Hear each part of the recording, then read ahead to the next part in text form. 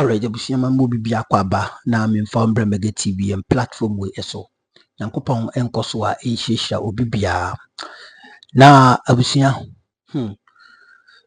Ghana eto de bia otenase na odwene Ghana ho a na eyo se daeso. Although leadership asesa, but niema bi ani niye bi a ekoso okuruma no. In fact, the leadership asesa and take impact on it, we will keep on running in circles. That is frankly speaking what I say. I know what I'm saying in the maker, and very soon now maybe I could have video be the entire maker we any say Ghana no. They say you will be ukrum ho anamunim your timber, your lepton, your air copper, your manganese, your gold, almighty gold, your diamond, your silver, rubber na ukruma. Bibia was a boamo mine etumpon as a nation no Ghana yawo. Ba me bisewo. Sanya mawe. Enye bia ye na yetimi ye na edi ye adwuma na.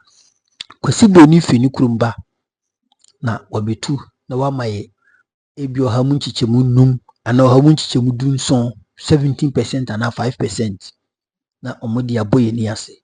Na ye isi asase so no. Omo ye bre. And for example, classical example ye Anglo Gold Ashanti company no a private company I free South Africa. Maybe so. Sa company we enka hwan who born dog say omunya sa kokuti no efa Ghana ye sojafo esandi kun yankasa ye ho. No, whatever that problem is no. Eni kwanse nkasa de no kra ebaso. Adenya me mabeto concession wo ha. Me wa asase wo Ghana ha and me ye adwuma enti obi baso a I have no other option either to kill the person. No, that is absolutely wrong. Enti sebi nyansa na sebi yempanfo no enya no. Ana sa adwomboni na ehye omutiri no. Enhwe ya omanwe. Sebi Yesu Kristo kura bediso a adwomboni nti oman ne enkoyi. Sani se hunti yenko na enkotie nsem we Ivan Che Innocent edi atodwa ewa ahoto 92.1 FM. Yes, I think say menya frequency ni ye.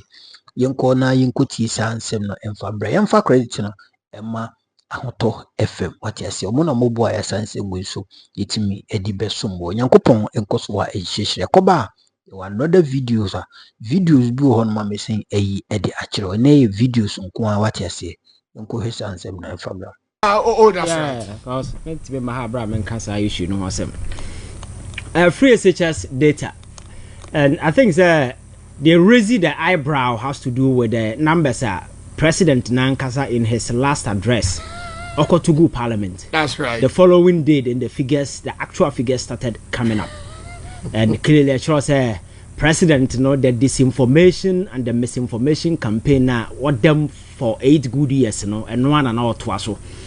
Because Alaska, the culture said these people are just interested in the political narrative, but the actuals now who say Sebi, this is really the situation on the ground, or more detached from reality. That's right. So they were living in a certain utopian world that highly disconnected. I know. No. Said they are close to we are saying a team. No, they were living in a different world though. I didn't think I would count someone buying on one. And you see, free SHS policy and implementation, the challenges and answer for the buyer, I understand a holistic review. Are not just reviewing the numbers, keke. Holistic review. Data and answer for me. I just want us to retool the whole structure. Now you our priorities, what we want to do. I am part of those who argue, say, and you'll be acquiring here free SHS or Chrome how. There are people who can pay and even pay for others. So how do we segregate these individuals? Now, Ebeka core individuals now, they cannot on their own do. Because as a country, Alaska, even in the more advanced countries where the economy is stable, they have a way of dealing with some of these things. But on my yendi as a year stretch, I didn't free as I could do tertiary because that is the promise President Mahama also made. That's right. So I know the day, if we are not careful, we are going to concentrate this whole thing one. And I don't say you because structurally, your academic system our problems are to the extent say the quality of student that you produce are questionable. I just said there are basic things that we need to do. Address it to target quality at the early stage. We are jumping over again. Alaska, we are no pacey. We see countries are in a competition. Because there is this science advances in technology, and as a form of countries are advancing. How are we even looking at our your curriculum? The last time I was telling you, Obi at the computer this year the kindergarten, obajina board so draw bebe and the control fino. You can compare the two. And the area of culture say there is a gap between academia and job market. Whose job is to bridge that particular gap? People come out of the university and say at the job market, you cannot use them. So how do we bridge this thing? Because the whole essence of education is to produce workforce. You can easily integrate into the job space. The job market. What I say no. So this disconnection is there. Education, training, the quality of tuition, Alaska, Anna. And Yamana yede chro mono so nkoye because we are see advances here what we ya research am for shedem you go to our universities and go and look at the researches that we do now be say the impact ben on the growth of this economy FM 92.3 nothing. If you go to other jurisdictions, even the military technology na for more or more investment na for alcohol and then some of them become decommissioner, then they commercialize it and then we have it here, we use them.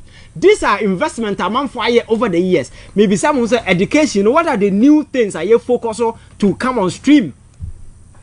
In the next 5-10 years, Alaska, Ghana educations over the years, these are some of the new way I think that the focus must stretch beyond just the numbers because you could look at the numbers of present here now and on a trivial narrow politics. All right. But the problems are stretchy beyond that particular thing. So yes, we can look at the numbers. But let us also look at the holistic problems now confronting the educational system in this country that has to do with the training, your friends say, your curriculum, then as a form, how first a bit redefining na enquire chew poor and produce. I know the whole concept of education by your paper chase. People studying in the night, weekends, and then as a form, I'm 40 a 5 o'clock, no, we are interested in the certificate, but the impact, we don't feel it. It's the reason why I am near Mabasao. You go some places, Obi or culture, my real law school, me crab masters, me or Kasasa, Kranekasa. Why? Because education, any impact be what has happened American? Because reading something, chewing and poor and producing, the modern exams in Alaska, education must focus on human development. Medabia na mekano entiro because go school we still time kra winya adwuma nya when I can see go school be adwuma ye No, we go to school for self development. Adwuma no ba it will enhance your capacity and your potential to do that thing easily. School is not to give you a job, it's to enhance your capacity, help you become in your dealings with him and then as a form. So when you have it anywhere be a do besibiano with me ye ni but ebeye sa mindset na education by said the city ya because a breakthrough for other countries the innovation in Nema cost nyina ya manfo nim de na tenaso matenasa deep research over the years amount for intellectual property. Yes, AI who ni na no day starting somewhere in the 80s That's right. Sanet ye na agro evolve besi na abeduru yes aye perfecting na idea theater bi amanfo kwaya na ye enjoy ye ntimi nya bi. What are we doing? I think say obeka chiro say Africans make ya ba nipo muti bopa ya blacks. Oh sure. Say unya black awanya environment also obesua dia. Ho na be say yes nimdia e black people. But Alaska, the facilities, the faculties that we need to institute to ensure that we streamline these things, we don't have them. So at the end of the day, we end up wasting the human resource that we have. But on mind bia, my culture say, on mind bia betum pon bia, you need to focus on your human resources. Human potential. Sure. Because and then now you have to teach your mind. Say your natural resources. Then I need to go diamond, but say I nyansa nka ho a kwabrane beba beje. Now that could develop in the mind. And that is exactly what is playing on. Your gold. Gold need we benefit. Now no your lithium. Kwabrane aba beje ko my 5%. Now we nim nyansa nka be sa. Your oil no kwabrane aba beje my 17%. E cho say ye nim nyansa. Education is not impacting. Or no only gold only diamond. By now say onim nyansa na ya or nyansa na ba beje ko. American to oil, but oil reserves almost power crap. That is the problem. For 100 years. We don't. Sorry. No problem. But we know here. And enye say e ka na o ma body na no ma tie film na omo ye e ka no o ma ti cost of bibia film profit no mbenya no eno mu ne yesa ma mu 5 ne 70% no na say ye mo bo ankasa. Wow. E serious Na ahemfo ko no mo bon twene no mo sa because no so benya royalty. But they don't care about the vast majority of young people. I'm there. Omo di asa cause benya royalty. Say the Vietnam say for Alaska ho and sometimes what you now for do arms now to say am for na me we na me say na ekosi dan ye nyina na yete hai. We need to look at education again. Right. Now you redefine everything. Now you linking to human development. And still to encourage needs, right, and reflecting the current aspirations and the welfare of we the people here. We cannot be raw material among for babies. As I wouldn't dear Koso. Apart from say abrofno hunyansa I say raw material ni nyina de kono. Now they are importing the human potential as well. That's right. Otu ho I said American lotteries. American lottery they will screen you on who say sabi typhoid bibi kura wo ho ya den te say we ya akwa edusi abetimi adot say we na wetimi ya aduma then they will take you away. So another day yes Alaska on fa homa meto kon but you because you can't live slave move pro max Alaska because maybe one thing about living abroad they say in America other countries right. You can't live in America and say 1 week in nimi nkwa adwuma. No. I just say be a what take leave na pay we amutu aka. You can't live there and say 1 week nimi nkwa adwuma. One kwa $1 so na wote. What I say? That's right. That rest in me ho. You know what man on Alaska the life they are going through ni na say for enya nijemo. And today be your credit card. System that is how a debt inspired economy. That's right. Obi oti o minum bi adeka. So you need to work to defray it. What I say? Now when we have all these things here, and I'm say greed agi abosu ntino. Nipa no hu ono de obenya na ene de. And some of these things people come and we prioritize it, and over the years for the past bare how many years after independence we are still here. Enka Ghana for nesa nka yete ha na invite amon for no be adwuma mayen but enne Ghana for nkura mayiwa sore no koku wait osora ne da twede atwere abrosan na o de omo etwitwi Ghana ni abayiwa o etwi horo Arab ni dan unza ya awra ho unza osekura fim. This is a country I don't know for some missing film by Alaska. This is a country we have everything. Young people are supposed to stay here, work for this country, and make sure that they earn a decent living. But anyasa come on by ya MP no order be weba. Just they are living like kings and lords to the detriment of the vast majority who fought for power. That is a sick mentality that we need to change in this country. So education me mfaso bia maso mai until we retool this whole thing. Eya ba obi akosia brofoka, obi akosia na manya we na de kakra na yakosia no. Uba radio suna ye fe say issue ba na ye kan about law. 3 persons no motor obi aso a lawyer. Different arguments na nsem hunu na say there is no closure. The true stance is my brother Africa no ye was schools by ye need education. No. Say na make a paper chase. We are chasing certificate because that is what we prioritize.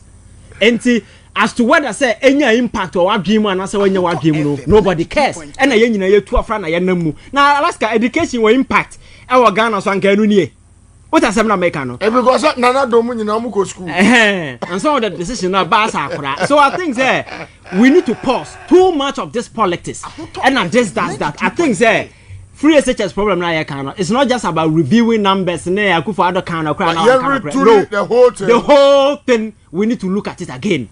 Ivan, for a year of Washington, by some few minutes, being judged, I can more honorable. Yeah, Alaska, I think the Obuasi issue. A year, a dear Bakwa, a asset fem, I will ho. And so, what's your mind when you drew a point? Not for whatever be the reason, so that for a giant to good civilians, so in the manner that we saw, Ewo, your Obuasina.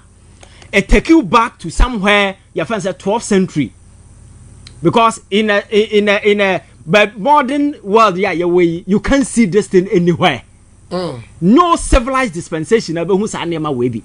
Alaska, as some the Babontin, Obi a Canada, yes, people are right, Obi entitled to, and me, I have condemned in no uncertain terms, say, and Marantiano say, Omuko Anglo Gold for some Kwakope a Jumaya.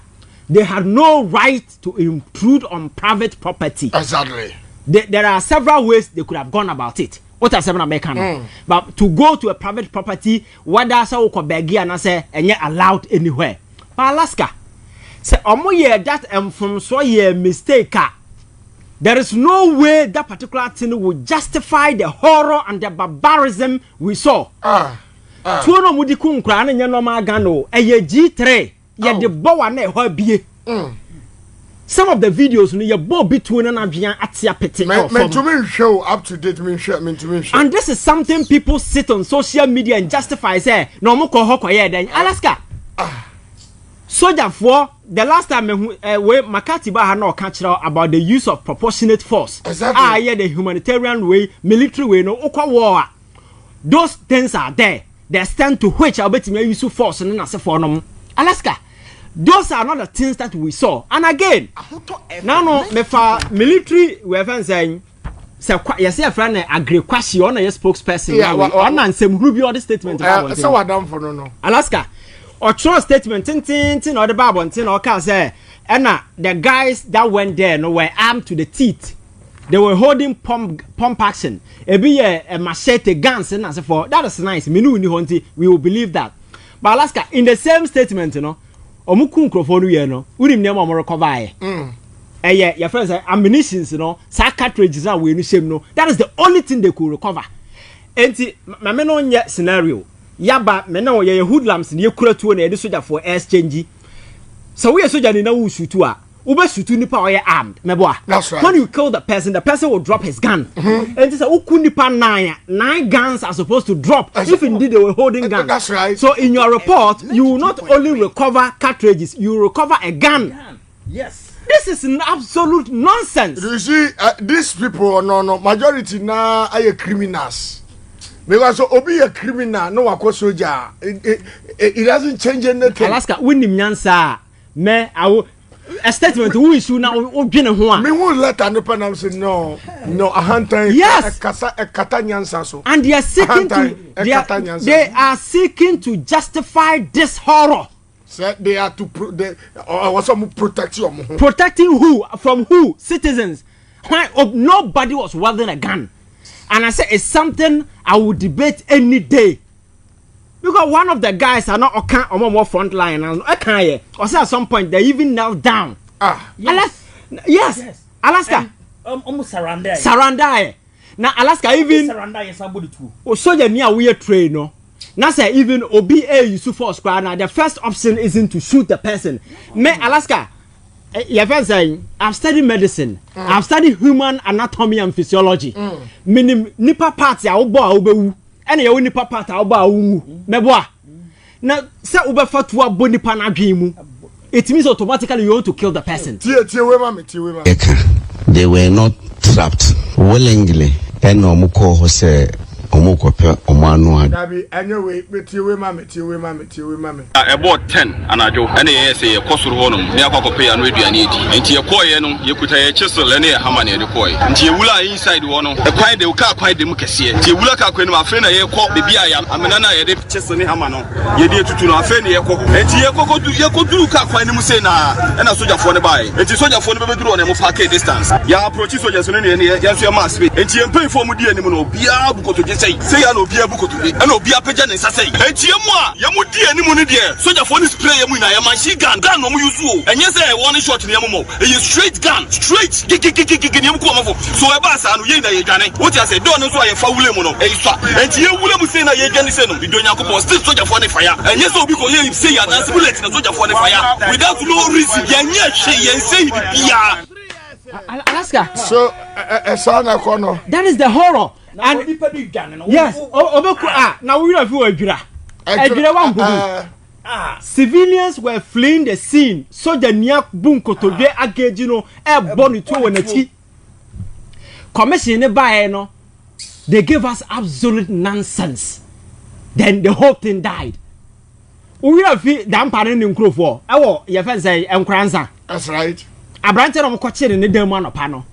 Dampare himself eloki omoyonko police ni yese fe no onyame oye oko police training school ha o training amanfo yese ona na oye behind this saying armored vehicle attack. That's right. Ewo adedempo ya chi nipa two police for mpanim for dom kwase ahomache police for na yi omo koku omo till date nobody and atimi I investigate and the report about bonten na ya uni kuromu ha ana MPP ba bonten ba so ye kumrantie bi wo Asante Mantam later on be catch omo ya armed robbery. Yes. And now almost send etuo anyway gugu omo ye investigate. Yes. No. Because Asam Ba, do you know over the year, do you know what they do? They allow the police. That was why the last time my catchers I disagree with President Mahama asking the IGP to lead any investigation because the IGP himself should be a subject of criminal inquiry.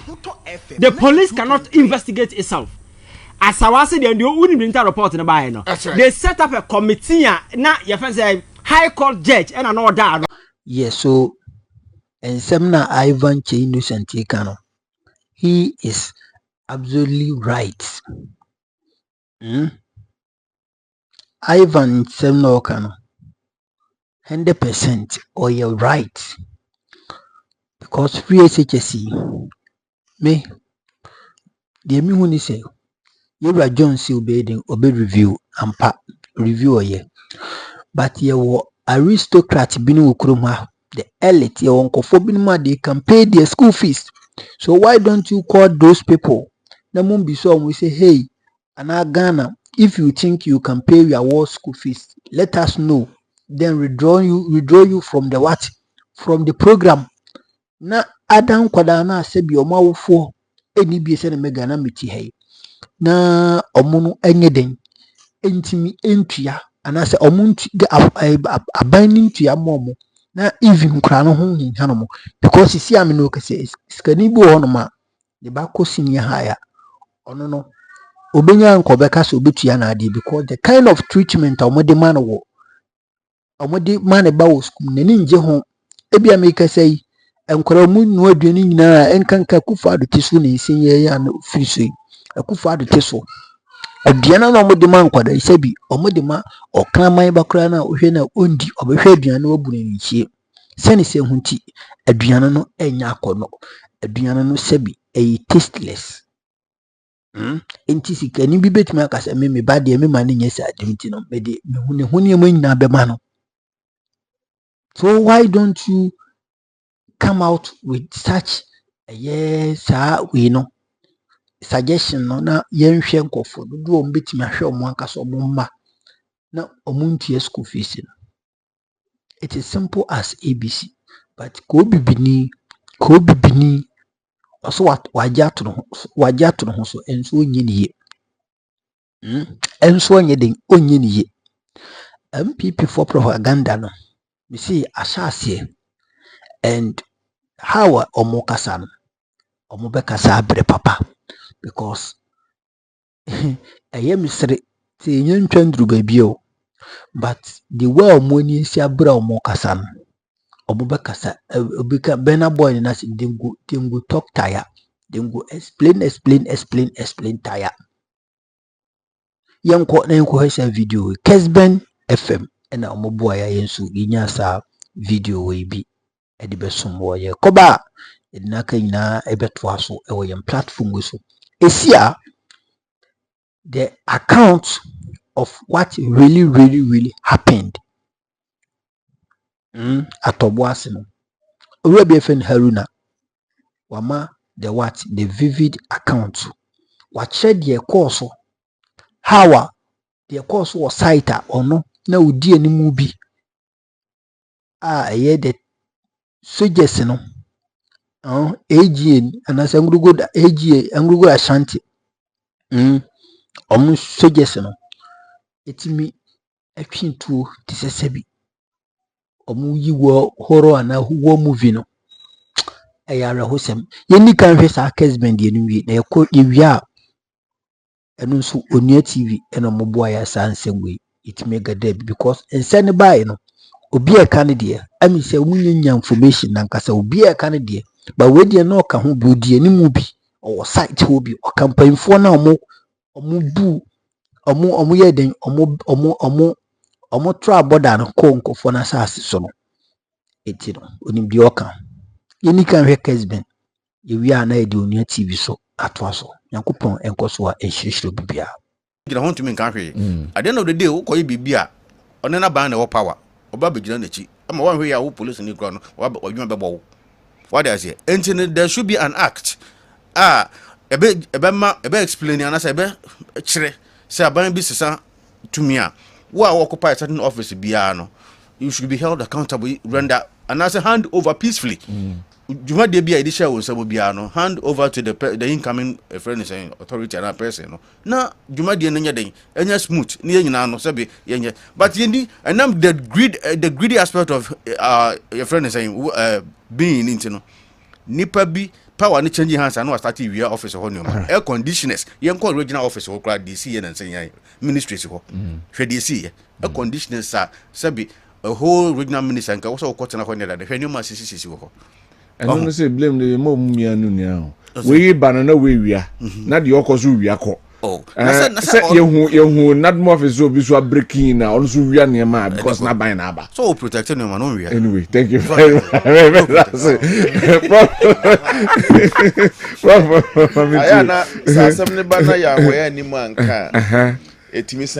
That's right. In fact, na me follow me nua oto champion pa da baby o de fire me feel say ko anfa ho anke beboa ye mpa nwumre e reference to Chairman Blay asem no kan BBC ye 8 years ago no Chairman Blay made comments to defend asem ko no nema na manfo no ye na enye no enti enei we say siana and today let's speak to the current issue yeah na protecting ochinabi na bia na yakasa mabunu bi nso afọ mu adwum because oboase de esi kura akire no enra chi ya senra efutu ye bole for de nkura dom ho ye gwanwa bole for de de omu de na ye gwanwa se ni nyina you do te do obi asunani na wusu ye de o mani nyina peni ya so so peni ya ma kusi omo mpini so omo mpini na nya bia obehwe omo nya dwamahama ane obi enkasa yi nsa da me kasa bi wo ha papa bia na niye ne ya we ba o se kwa agogo na wo kwa agogo ba ko ba o se ji kwa agogo wo na ni ma wo kwan awo no se ankodo kwa enti media I think say asem na ba mumien we anim ne enka efi ase yase mabunu bi no munhye ndisi atade no munye we omunye ndisi fo na betimi abasa MPP fo na de omu agim na basa ifana me openi ba ko obo asasem ne see first no o ka say enye ndisi fo in fact ne ehye mu kena say ndisi fo na kodi is adwuma no the entire regional team commensurate with the family identify say yenkrofo a enso na mpanimfo na kasa ndc mpanimfo na kasa emebunu bi omunya ndc for na cheso omunya ndc for na den wo da hwan unim send ya process na tie abato ne sesa ye won mpanimfo constituency bia omuno mbe frem mebunu no aya na mpanimfo na kasa ni sa ahoden na omude bekọ yi no omuno mu be frem mebunu na kire om se chale ahane adodode wo ho mommi enkoje timpanfo na shom kudupa senior yesi be bie ni ho no mu a enwusie wo ho a eja ni ho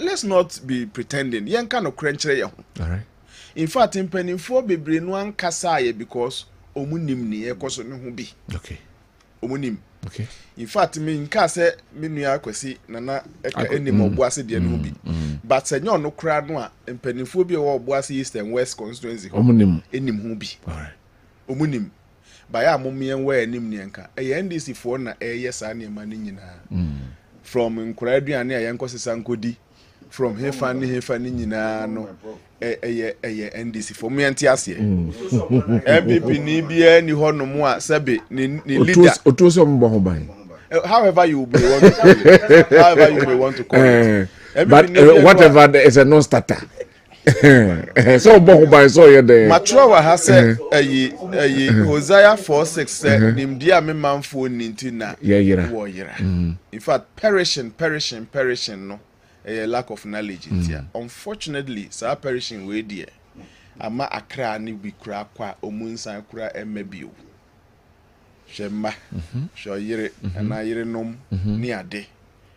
Kwa. All because na adwene na anya adwuma. In fact, anytime obon say honam bre bia no na adwene no enkoye. Yes, every be etc. End of thinking capacity. When the thinking capacity is exhausted, the etc. Never so. Anyway, into Momukono, they had strength in their macho, but now Juno never form Nanka Juno ni for more. Yes, you had a move and you ubetime de o mame baby dia grossa bofra benyo papa baby. A child is allowed to play with the mother's breast. But don't try. Don't try the other part of the man. Anyway. Sebe. Nanka won fan ko AGA for asase so. Sebe o aban. Ka wo de ne aban enwumam. Eno kra yen so we have all condemned it. But why would you extend it into a private investment site? Wa winim. Also because women organizer business in Koho. Nanka den na won twen masa women organizer krono ase aban promise na dem abaha o medianim. If amunya abotre kakra bia anka nye concession e no mampani mahama ntimi nya mamo. Ana regional minister yeyi no menua makohene ana chairman na kwasi ntimi nienim why must it be changing an Anglo Gold site ho? Na se na danko akufu ado asabio site ni guye ono menhia ne mpanimfo ekeka bo mu ma site ni san nya nkwa omukura omanyina so agu ye be hyehyɛ le foforo nti ye twa half ma mo mabunu omukura no mo de ba kro ma ntwa half ma mabunu na obi kokasa asem we bi kyerɛ wa ase nso agye atomu nso ukɔ sojafo no de emse omunya kwan a anka bia nko mbububu mu na mu anka ye dan to shoot to kill but na ya anajo and sebe soldiers can decide to be moderate. But the last time omunipa ba ku Major Mahama yes obey moderate. Kita need to a trained soldier ni den ni nyina no. Man bi na na de tiri ho akuku bi no de ebo obo ni tiri mu kunu no. The day they decided to be moderate, or one of them say, oh, let me manage this situation. No the America no come in kronfo me say me soldier ni den or no try so be cooperative with the civilians no. Yeah, one wicked woman was the last to smash the head with a banner sapper. The next encounter, no, they will behave like this. Sebe, omuso mu ebusuafo, omu oyere nom ne mania. They timi dem hu say, nyansa no ne call form. NDC mabunu e mun kai hu no say private enterprises no enka bebia more control over ne ho. Eno kura ye condemn. Na even bebia more control de kura no, minu aba na baze. Sa adwene ne ye adwuma. Anka wakoko fo odua. New Jabe North Municipal Assembly say OBMP. Yeah, you should have known that in all the municipal assembly, Nia Oman Penny won so to me to replace a MC, no, and Nuchamua. Forcefully or unlawfully, or the Nisaka will be a Asemo. Yeah. Enti, hey, baby, I'm quite giddy much of when you are biano, most slaughter or one. And no vetting no macquarie ya short list na ban even 3 near short list ni ko mu one pe e de beko ho yeah be tiase ni ho no mu ana ma gigigi nyina ekoso mo mi entiase na emomu no ekwan a ye fa so a ye nya adwuma no enye bi nie ye nkumdwafo on fa ni dwa sebe enema kwan 4 ni edikan eye through government policy. In fact, why ye ni ho? Now there were other streams of employment. Omampeni bi ne baye. And no say through government policy, let's do this, let's do this. And now by a stream where many are employed. And now omampeni kufuo ne fi ase a product of government policy. Baba be die employment stream. Many of them, and the number one ways by which government can create job. And yes, the main business of creating job no, as a private sponsor. In fact, my research I may hear in terms of Ghana job advertisement now over 78.9% of the jobs comes from the private sector. Right. Government, yeah. Government they are never 13%. Wow. As an parastatal international organization is half one. I cover niaka or no. 13% in a muku hui. Yeah. I don't need for more. Anka you would rather Uber president to create more. Sir, any ministers here to have the time to think and create some policy related job stream bia. And now creating the needed environment for the private sector. No more more of the idea. Enti adaroma mumpeja nimjenim adwene form enye macho no. And now kita tu say NLA National Sports Authority near work Kumasi Sports PA. You know what I mean? I don't know. I could say ukita tu. You know then. Opie na ye den. Anyway. Etu be nti best rep say adwene no na e call form kakra. Mo me mpagya adwene nim na ye hu say nye saa ne kwan a ye fa so a ye adwuma mo mpaye na mo ma aban yi kwan. No on create policy bia eno so di adwuma beba. Ana number 2 nipa ne call pension enyini call emanim mu frɛ adwuma mu no na ye replace eno so kra be competitive onti enye ho macho no and they go replace Papa DBSUA pa DBNSUA. Anyway. Number 3, willfully people can quit the job ebia for a better job. Ekwan ba be da ho. Na so akọ. Bia ko shem. Eno kra so yenwura ho kwa. Eno so kra na ye highly competitive. Anyway. Mote niam bia sese yi a. Politician need to move a ana omu hye mo ba. Mo betie na mo tie no with some expectation level bia. Enye sa kwan we so. All right. Thank you very much, Professor Smart Sapo.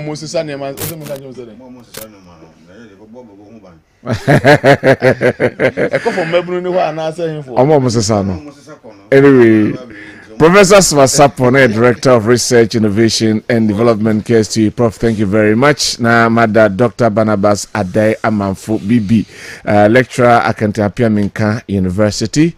Miami no medanase na afei Mada Frank Oto a champion lecturer Spiriton University College NDC Regional Communication Team member na afei Mada a Dr. Kesken Owusu-Poku policy analyst and member MPP Communication Team member omo enam ne udi dwuma enne enwumrei mentimi anka messages ni na mo fa ncheme na ye de sia mrepem mo besan nyame adom bibia me ho ye pa na me ma efrimu soso acho me jonso ayi na ka kire me e dey na see ye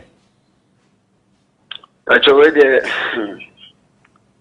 de me so dey dey on yo important than Saturday no yo na campaign for no say nyina ya mboa ya hona yang fosron nyata ase boase ya tranwa ma komande ta good 8 years ya transron ya tranwa ma komande ta good 8 years yɛntɛhwee obiara nso mbɛka hwee panyin biara nso nsane mbada ɛmbɛka nkyɛn sɛ bi a ɛbɛsɛ anaasɛ ɛbɛsɛ yɛnkɔ anaasɛ bi a ɛbɛsɛ ɔmbɛgya baabi anaa ɔmbɛka sɛ bi a yɛmfo soro no ma anaasɛ bi a ɔmode ha no mu ɛma yɛ yɛatra se saa good 8 years ni ɔmo nka hwee ɛne nso so ɛkyɛke a 2012 saa ne ɛyɛ panyin biara mbɛka hwee ɛne yɛne aneɛ saa bɔhwi saa ne ɛkɔ soro no ne ɔmo bi ama yɛ 2016 also the same thing.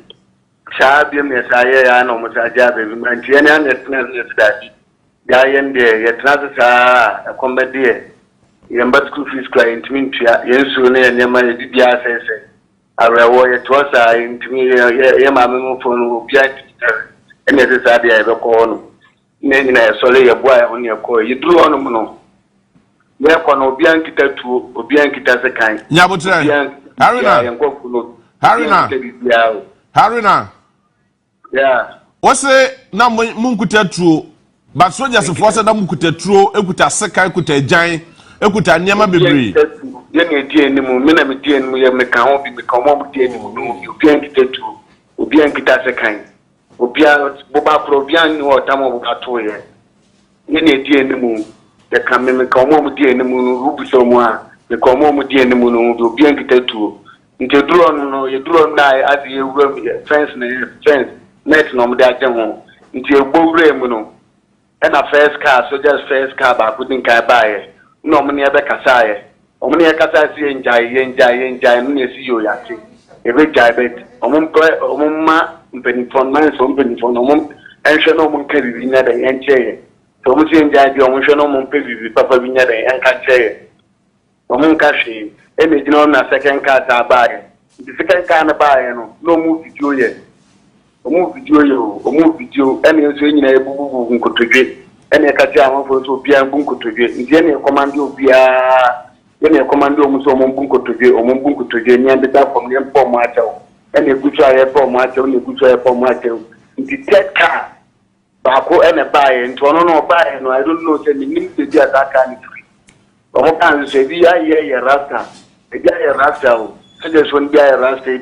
so abodu efufu no makata kata o mani ni bebi o muturi nto mbe video ya na nto timi se command bi no mo de mo se nto mo video no mo send it to channel e call out na mo command no mo se o mo start se o mo shitu ye nto street blade no mo boy street blade o nyankopon ene ye mu bi ye free ada ye nwa fo ni bi so ashro mo nkwa ya nyawo hwe ya ntoba ya ntubibia ye promacho ye bungo tujua ye promacho na almost starting say mo video no mo shitu ye Haruna na mo ye nkofo dodo be say oh ye na ko ye de ma ha me nyanka ye dosu ye about them person be trended wow ye be trended ene wo hono ye dosu na wo hono no start so mo shitu ye enti time of first military for ne ba ya mo se munya abotre no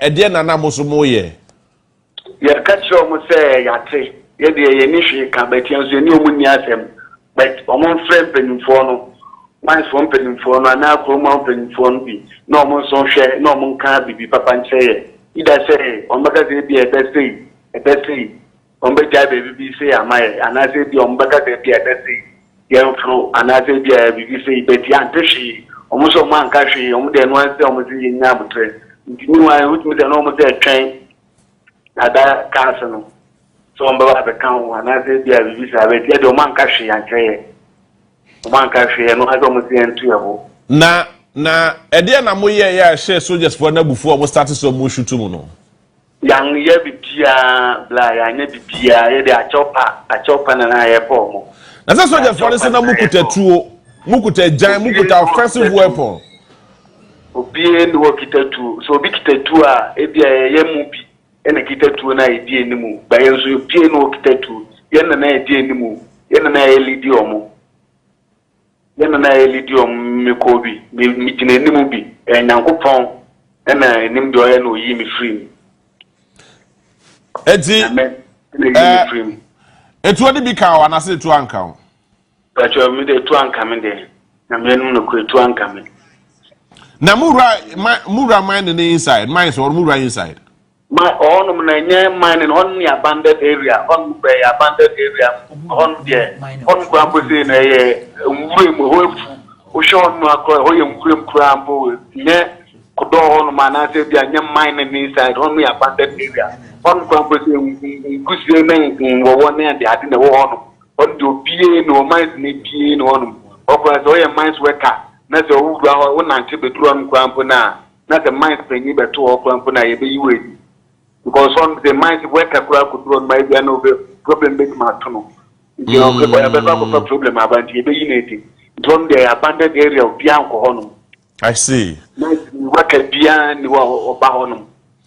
Na eti soldiers for na omobaye no mo hyehyɛ soldier for ntade a edin ɛwɔ mo anim a uhu bia obetumi identify say soldier ni we na ekuta tuo. But I am who be I see. Omo your second batch of soldiers for no mobile ya. Omo anka hwe and omo start so tututu na na. Aye. The first batch for now.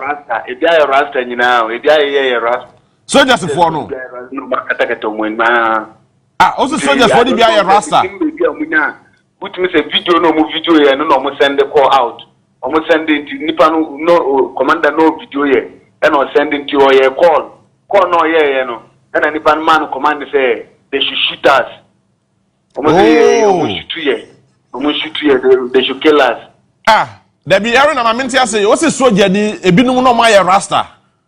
But try. Ah, how? And I remember soldier tare. Aye, was a soldier tare, but no I rasta. Ah, yeah, I don't know. Your name baby Omunya commanding free, your name Nipo command your more, and then Nipo Mouth or than say, Omushu 2 years.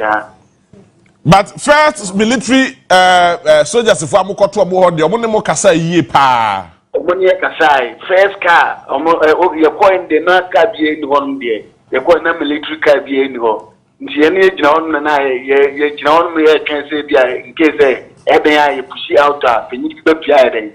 Abeka asempepe bia am atene yakuma eden atoye penyi bia bank military car na bin about first car na buy no mo ne be kasa boko omo ne be kasa ti nya butre na second car buy no so buy the same thing no so be kind ti saka third car na buy no ene ti sa nti third car na buy en mom no mo start so mo shutu omo start so mo shutu emu na rasta for ni bite no. Mpachai. Na rasta for ni kutatu omo hye soldier tare no mu kutatu. Mpachai. Harry na odi wani hu bi. Mpacho me hu me say me na me we ye ni ye we ni mu. Omo ni na me ka hu bi. Ni jina omo nchan.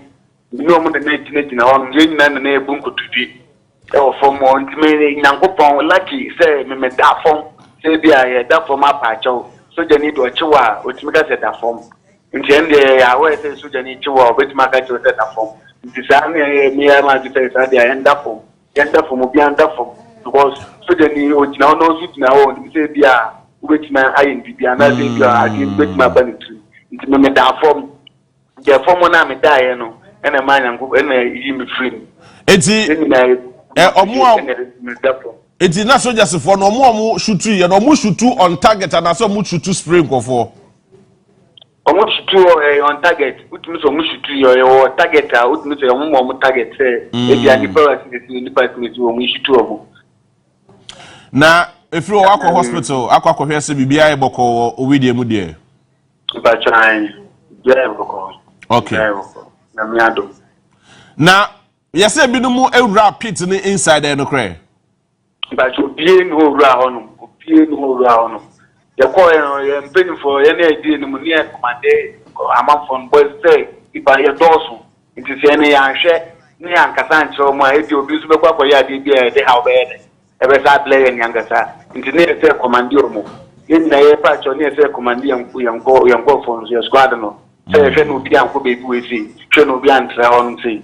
What is it? Now, the particular plan I'm going to try say, China and go for be and I see. Now, yes, sir, particular pit, maybe I'm going to say, adwuma wo ho no mo no. Yes, a bit more taco could did you on more cacre no cray. But your home media, baby, I had that good 8 years near 2016, and on the one my age man, MPP, or MPP bar power, and on Pamoyana. About it was almost the same for MPP, almost vote for MPP and save AG, vote for MPP and save AG, and care about MPP bar for one on the Pamoyana. One minute, the abandoned area, we are not area who are one day, which we call compare one word. But 1 minute, the end say, you grandma is happy. Now, so just for the Timamu for Mumubi or Muchi Mumubi Koyana. But so that my head and no man to be uncle. Job on boat to a real Mutu Abokakoye.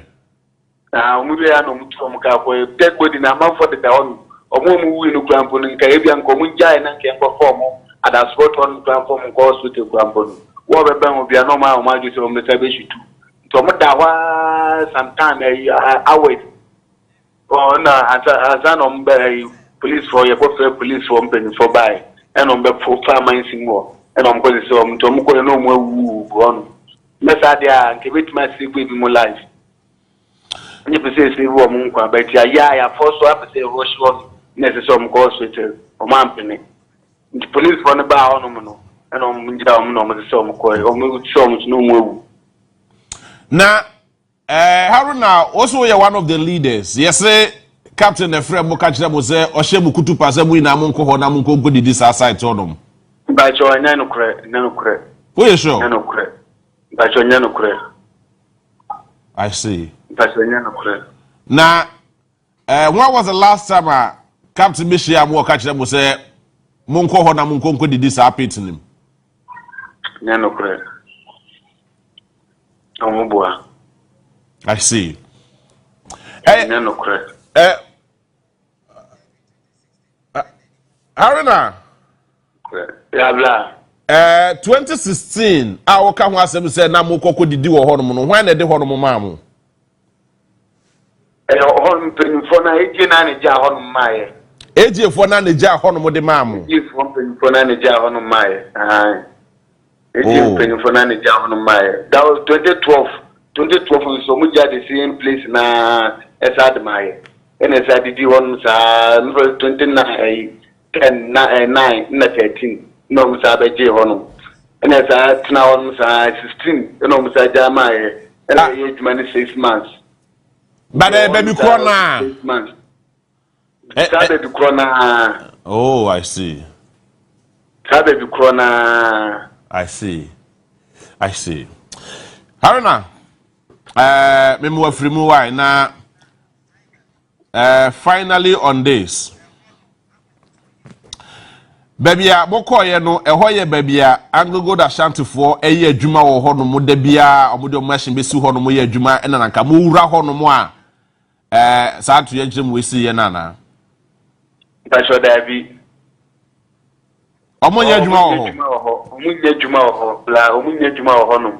Often come for me say, mines for workers and say, be call that's what no problem. And as you call me as a mines from penny from the home. Workers in the mines from penny from the home, come be your I see. Because of say only abandoned area, only abandoned area. Home crampono, what the danger of born say, when I work at the answer, so a danger or dangers will call ma if you are with my problem. To a warm name, pushing them, just say, oh, no, for you, push, or you will want that. Haruna, mo amukoye, mo amude, mo amubo chi ko ho no na mo ye mema na se na maka ho.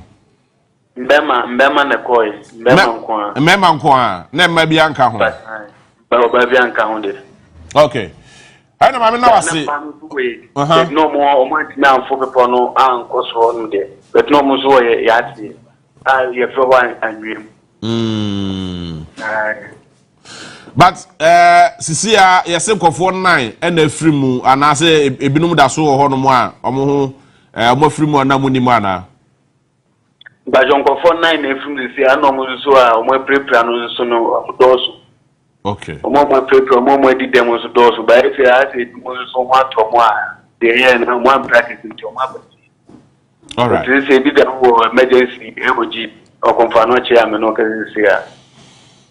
Mami na wase, mini haruna, memo afrimo susu, ene, unuanom ne na fufu a, omuko ya, omwashiro omunko ya, omu ina, ni omobusafo ina yako. Ene, mu amu prepare ye ina, no, we should be a very speedy recovery. But, yebedi nkomo, nyamensha ode na onka onho. Innocent, I think that you heard the story. And you see, his account, no, I confirm it. Already narrated here, say, the guys, no, omuni tu unkura se kan unkura. And it was just an execution. So those of you are seeking to justify say omoko you know ya tena condemn say obi ani ho kwan so sorry because open adwuma ya there are several ways they could have gone about it without such an intrusion our land no so and that was unfortunate and it's condemnable. But those saying so omo dey two na se kan and they were fighting soldiers in Asefo no that's true. And this is somehow can I confirm it. And I wonder why this guy is even talking to us at this time. Yebi, this is a key witness to what happened. Yeah. So any investigation, because why he should be. Has he been contacted? Because he's a key witness to what is going on. Probably they don't know. So afraid that I mean. No, but sir, if you go to the grounds, your investigation, investigation, you go to the grounds, and some of these people are more involved. You engage them. That is why sometimes the investigations will come out and nothing concrete because key witnesses and key individuals will be provided your friends unadulterated facts and as evidence. I bet me resolve the issue. No, those people will not be contacted, and that is the main issue. So JB, we have issues at our hands. We need to resolve them. Okay, about the soldier for I'm not dressing. You see. I have a lot of friends in the military, and I am telling you, some are high-ranking officials, be young officers, and some are very, very, very professional, very smart, intelligent people. So we are not sitting here to condemn soldier for you. No. But in recent times, some miscreants, some societal misfits, they are in the name of partisan politics. They've got enlisted into some of these institutions, and within because in the last 8 years and this kind of carnage being unleashed on people, even some of them are on camera. Because we are so genuine, I no Osikano.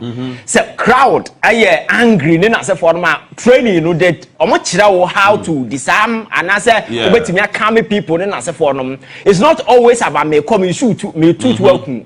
And a two now to no crowd, dispersing a crowd, and there are several ways. There are crowd management, but that is what we don't Ghana, know. In recent times, the soldiers in a form some. And it looks as if say about some of these things are your special group of soldiers because any soldier for these are people that were called externally to come and over the years so what can they are external reinforcement I think that they have a certain kill squad within the army that is what they use them for and it's unfortunate JB and then obey victim. And now bet financier justify ebinum kra se omoye galamse deben obi se omoye langas Whanum na langas I must say boys no mo kono omoye langas and people are seeking to justify say ese ye ko omo next time who soja ni a obi en ho ni soja ni kokon ye abrante na sam na okano has been confirmed by several others and report I have spoken to a lot of people on the ground I actually say or mom for two na se kan yanko and soldier for no report na something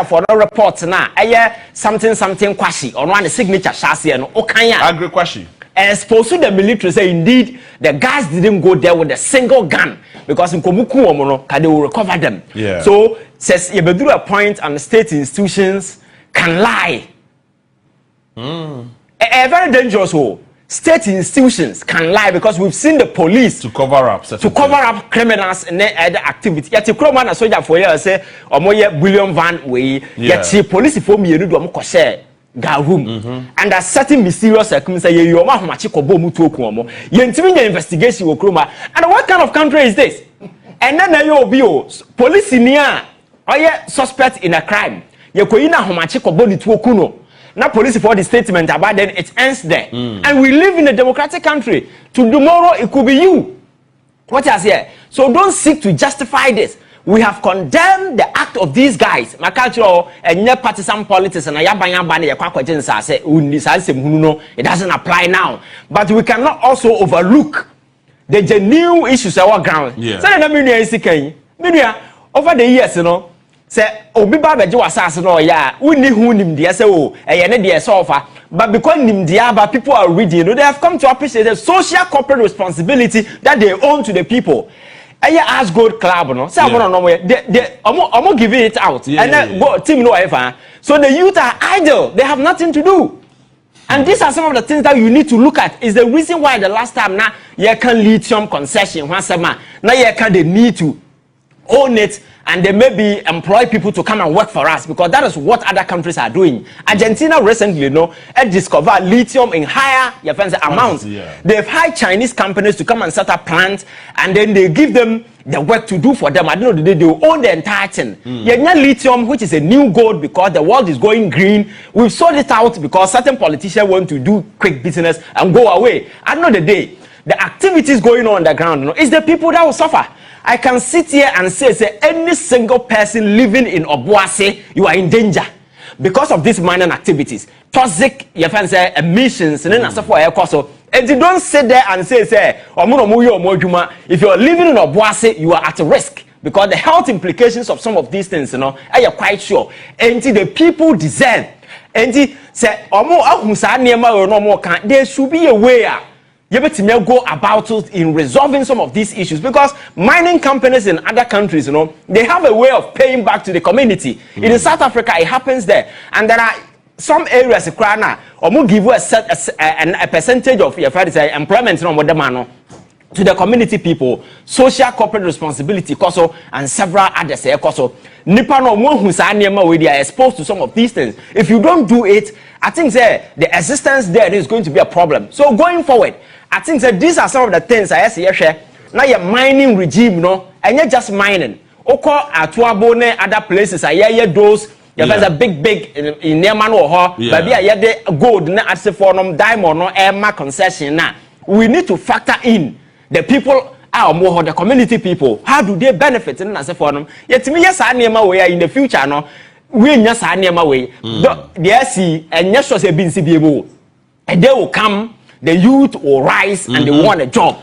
Because I said the ideal brain is the devil's workshop. They will find something to do. The guys are there, they have nothing to do. And they see people pumping millions of dollars out of their land and they go away. I know that they leave them impoverished. They are dying. Water in Obuasi are poisoned. And so then as a form so I know the day, you know, I don't know what you know, maybe. What's the answer? What's the kidney level? Then what do I gain? I think our mining regime needs to change. We need to renegotiate for better terms for our people. Now, enquire say, oil no ba monfana mama 10%. We ba monfa ada yede nim nyansa. Yes, so that is it. It is really pathetic.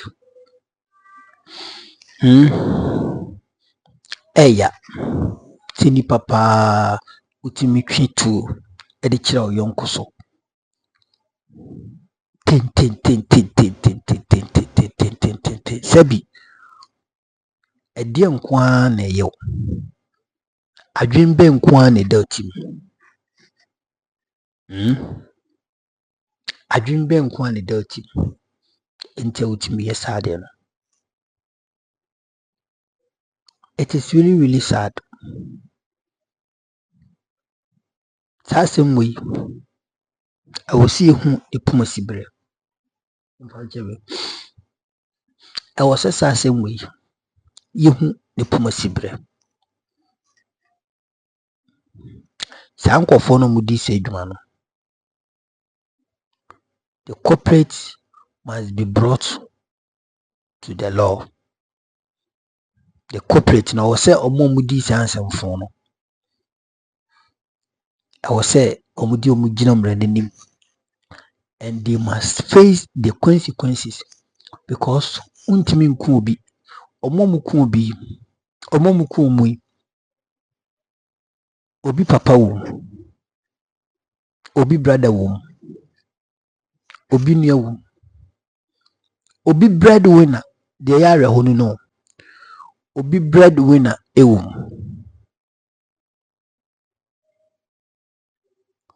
nti nkɔfoɔ no ɔmo free.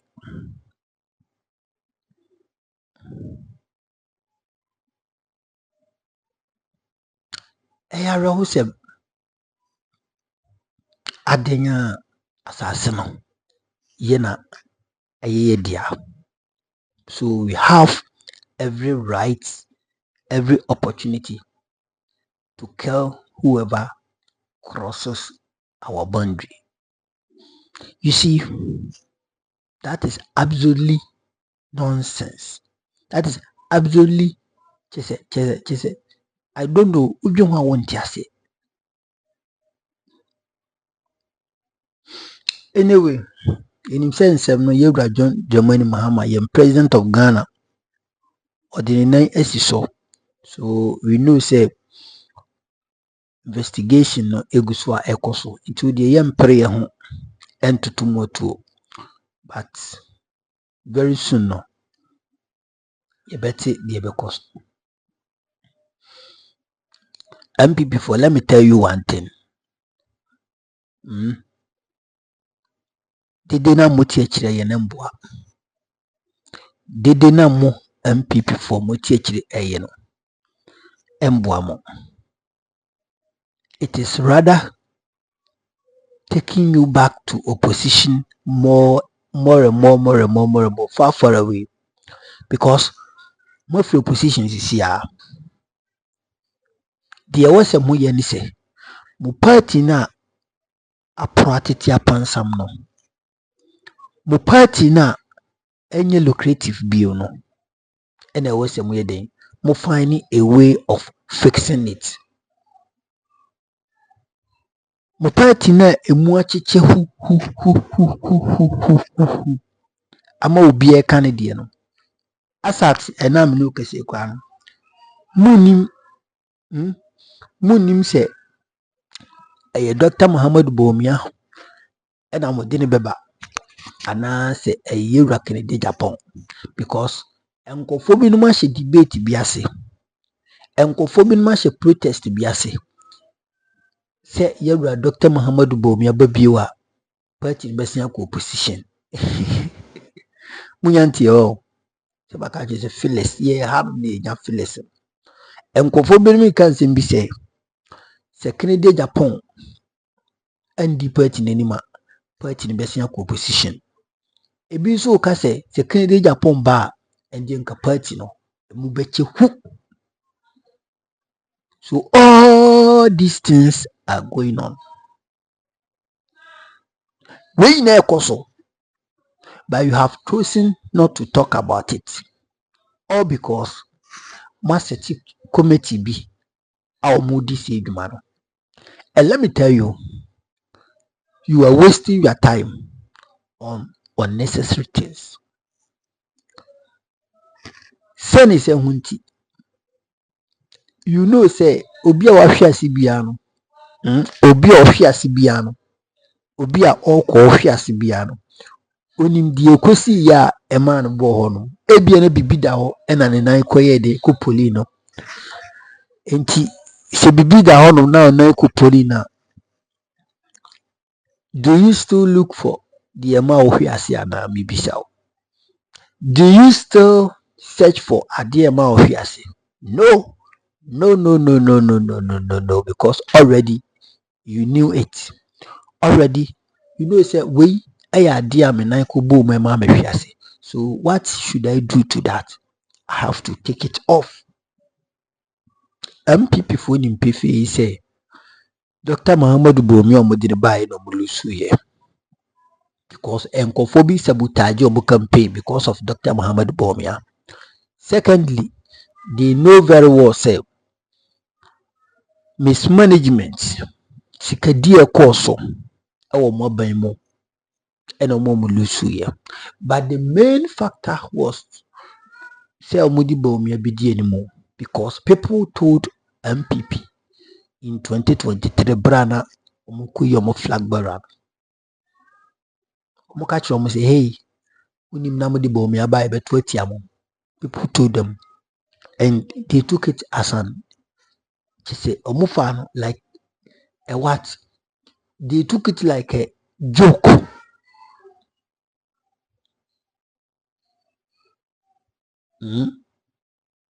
Omo fan say jokes. Omo fan say jokes. And then what do you try money now? And I'm more sure the amount of dinto. MPP for don't be what? Don't be hypocrite. Do your homework and stop making noise. When you homework, because you know very well say it is not about starting now to propagate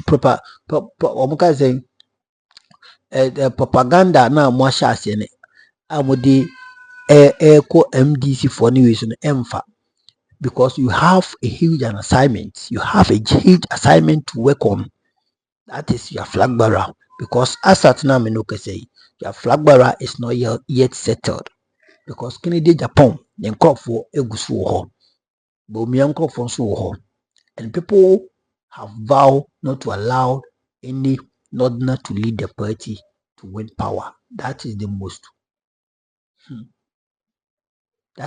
dangerous thing going on in MPP now, but people don't know. They can't confront us, and we will keep on saying the truth. Leave NDC alone, because Omobai Manticro Munyai, Etimusha says, Mo Kasa, you go explain tire, and in Guasebia Mube Gunwong, Mube Gumuhono, Ebemu, Eches, I will be doing Montiase. Go and fix your country and stop blaming NDC. Go and fix your party and stop blaming NDC. NDC for the intro in 2017, 2016. 2017 no mo nkasa, 2018 no mo nkasa, 2019 ni na no mo di omo ani hwe niema, ni na no mo fix omo den, no mo fix omo party no. Afi nso no mo hwa ade a Ghana for beto. Mo na ho sisi a na mo hwa se ye propaganda ko for better opposition ache. MPP, you will be in opposition for a while, because you are not ready to accept blames. You are not ready to accept your faults. What led you to where you are right now? For that matter, you are going to be in opposition for a decade, until you know say ampa yanka say arrogant and in name be a ye and a may dincho. Abusi ama memfa wonsi. Meso subscribe to the channel now, like it, do was share for friend you be a Hanum your number one authentic platform, Mega TV. Mami Chiba 4. Yakupon Asia Mami Papa United States, New York. Now me royal beans UK. Yakupon Yamima make a seal. And you be Mega TV. I salute you. Macro Bibia. Bye bye.